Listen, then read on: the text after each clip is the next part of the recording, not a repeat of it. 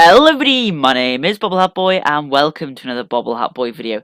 In today's video I'm going to be talking all about the Project Ocean construction updates for episode 2 and some updates around the Forbidden Valley at the Alton Towers Resort. So, let's get straight into it, shall we? Firstly, the groundwork has begun on Project Ocean, and you can see on this first picture, which was taken all the way back on the 31st of May, where the groundwork had begun. You can see there's a big box where this big box of a ride is going to go. Of course, if you don't know what Project Ocean is going to look like, it's on a big concrete thing, on a big concrete building with a ride on top of it. You can see that the concrete has begun, and this was of course a few weeks ago. However, continually the project has progressed, which is very good to see, and they are really working on this really well, really quickly as well, which is always really great to see.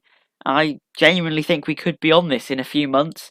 I don't think they'd wait until next season to get riders on this. Maybe at Scarefest will begin. Then, a few days ago, it progressed even more. That first shot that we can see here, still on the screen, has now been covered in concrete. Of course, if you don't really know how concrete works, they plonk all of these big poles of metal, and then they pour the concrete in, and that's where the concrete goes, sort of sets it in. And I'm no concrete expert, I've just watched a few television shows and Colin Firth making a garage under his driveway. But yeah, you can see that that concrete has now been filled in even, and there are now new poles for where more concrete is going to go. You can see it's very high. Of course, this building is going to be quite high, and just in the middle you can sort of make out where that walkway is going to be between the two pillars there, just in the middle, which is going to be very exciting. Of course, going underneath a ride, that's going to be quite exciting. I don't know where you can say you go underneath a ride before. Of course, the assumption is it will be a topspin like Ripsaw was. Then, of course, there is a massive crane, which Steve Foster cranes, if you know Alton Towers construction, you will know that Alton Towers love to get Steve Foster. Last year we had a massive Steve Foster crane. This year we have a little tiny one because it's not that big of a site.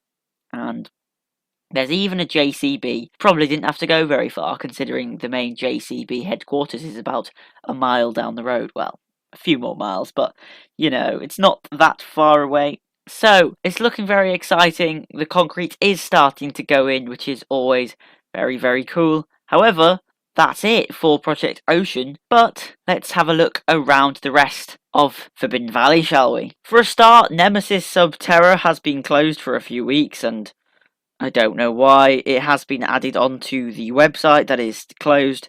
Hopefully it won't be closed for 8 years again. Then in the shop you can now buy John Wardley's new book, Life After Nemesis, which is always good. Supply store Bunker 94.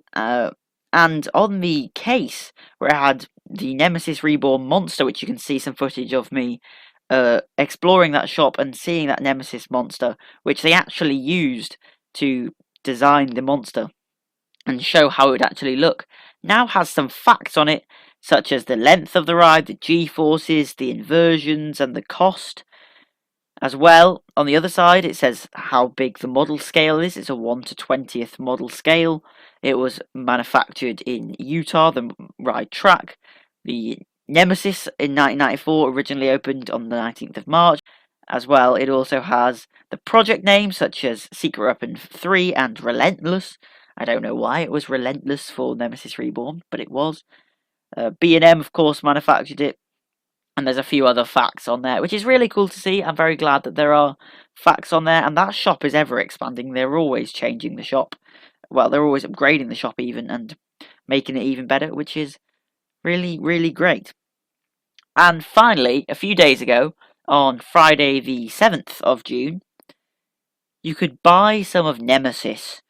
Now, of course, the original track has no use, so they cut it up into little sections where you could buy a piece for the very cheap price of £350. It also came on a little plinth, and it had the Nemesis logo. That's about it, and some of the ride itself. For comparison, the Pleasure Beach have been selling bits of the big one during its free track for a few years, and that's about £100 for probably about the same amount. So it's very expensive, but that is the only time it's ever going to be sold.